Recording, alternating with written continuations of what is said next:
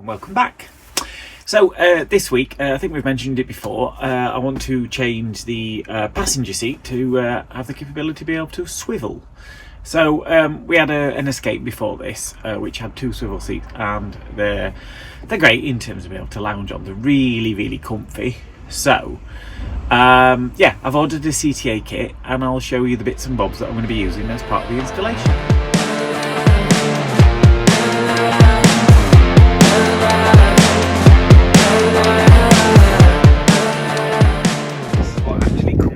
So set of instructions, there we go, the actual swivel plate, a bag of accessories, and then these are all the tools you'll need as part of the installation. So a ratchet, 13mm spanner, Allen head 6, star drive, I think that's a Torx 35, and a 13mm socket. So I'm just going to work my way around at the moment to remove the existing seat. So the first part of this is actually to remove the existing seat and rails. So actually, I just thought we need to remove the toolbox first. So yeah, Fiat come with a Fiat toolbox. So I think that's a quick remove. Crikey, you don't realise how heavy these things are. You think how heavy the seat's going to be. So first off, vented front. So we remove that.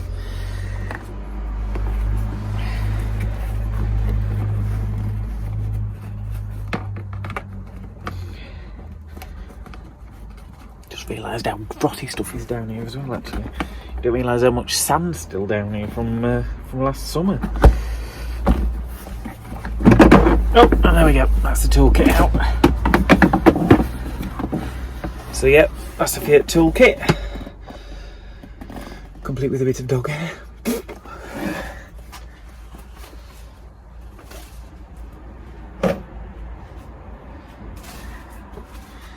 So first ones I can see are, yeah, that'll be the Torx screws at the front. So yeah, I'll just show you those. So first set are here.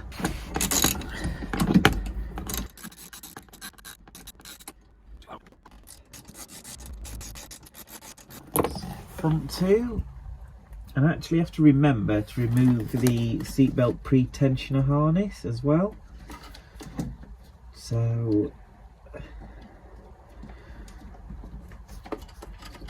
actually I better show you where that is. Pre-tensioner lives there, the yellow socket and plug.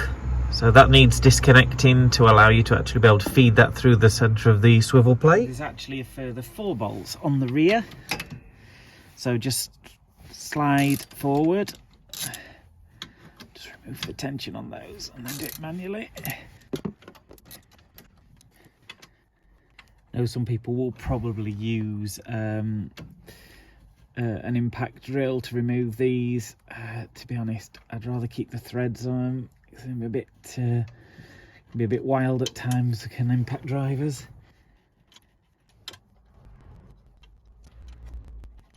So that's the 4 bolts removed from the rear. So what I'll do now is slide the seat back so it's balanced, and then I'm going to try and lift it out, which I understand by all accounts these are really heavy.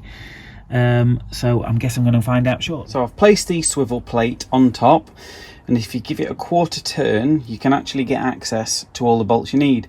So it's just a case of now is reinstalling the 6 bolts back in the base frame, actually connecting to the new swivel. So I'll just get on with that.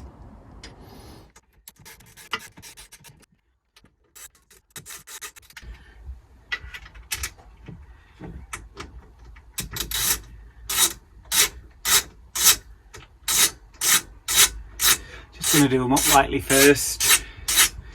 Make sure the base actually fits. Come on. No, I'm just filming.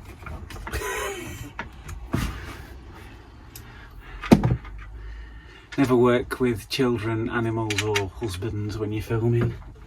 Pardon? Can you see me? Yeah, they can see you. Yeah.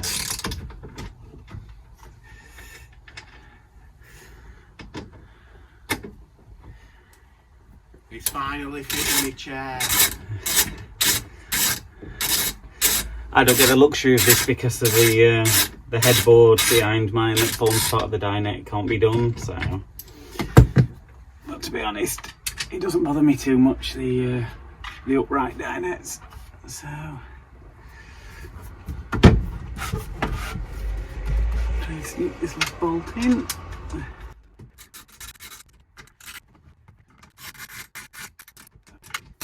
Start tightening them all up now. 1/4 tight, as my granddad used to say.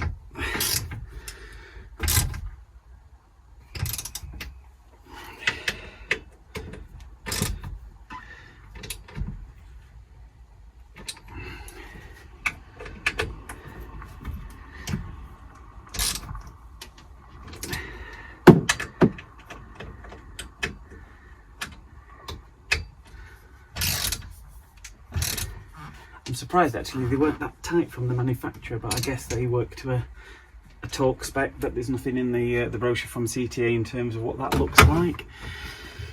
So just relying on nicey tighty. So there we go, there's a base fitted. So I'll give you a quick show. So I thought I'd made a bit of a schoolboy error, but I haven't. And actually thinking about it, it's really logical. So if this had been a pull up, it would have been hard in some cases to distinguish between this lever and the one that slides the seat front and back. So actually this one's a push down to swivel, so that makes sense. But what I did notice actually was I hadn't installed the washers, so I've just quickly whizzed those in. So now to pop in the seat back on. So I don't think you've until you do this you don't realise how heavy these seats are actually. So yeah, it's a bit of a task getting it back on in terms of the weight, lifting it up and getting it aligned at the same time. I've just about managed it. What I did find is popping the front bolt in and one in the back corner on opposite sides helps sort of with the locating. So it's just a case now of, again, you can use your star bit to do this. So this is what I've got here, and I'm just going to fetch a 13mm.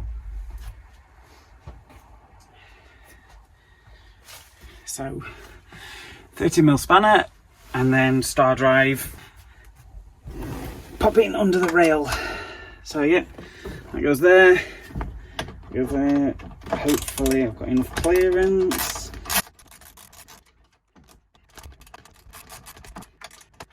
Actually, I think I might find it easier if I swivel it again, just slightly out of angle. Yes, much better. It's a wee bit fiddly under the rail. And most of that's to do with the fact that it's a nylock nut. There's quite a lot of tension on it already.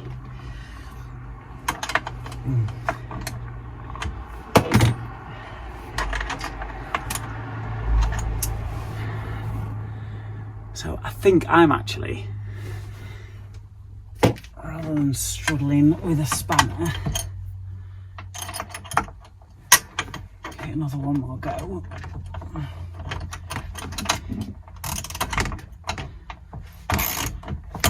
No, we're okay, we're good. I'm not going to do them up, so I've got a bit of jiggle room, so that's one done. So basically to prepare, it's a washer, a hex bolt, and then the associated nut underneath, which is a nylock nut. So we'll just carry on.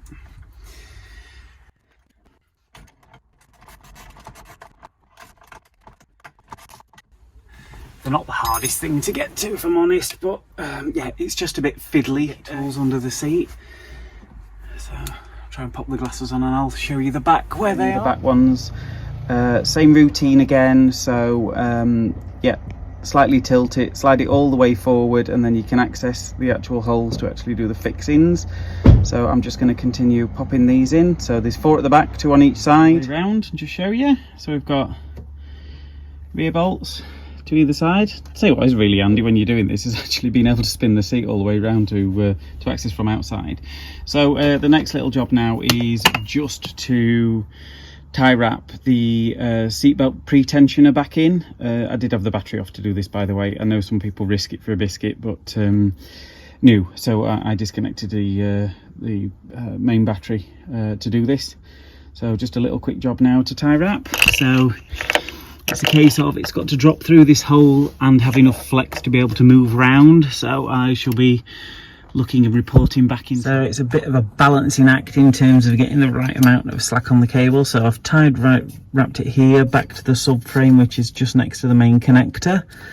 So, and then left enough slack here so that when you're swiveling and sliding back, it actually moves. So I've put another tie wrap just up here as well. So there's enough flex for it to swivel and for the seat to slide backwards and forwards.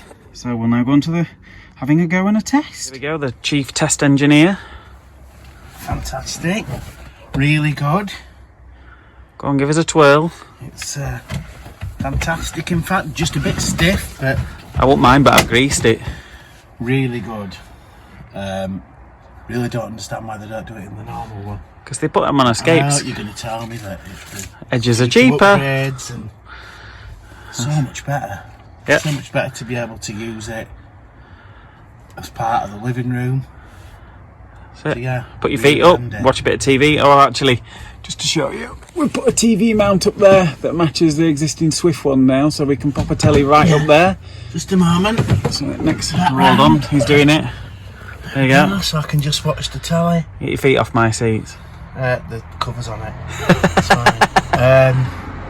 Yeah, really good. So no more broken back watching TV, darling. It's what was missing. It's what we're missing. These simple upgrades. £135 well spent. Yeah, very much so. All right, well, take care and see you later. This is my life in the edge.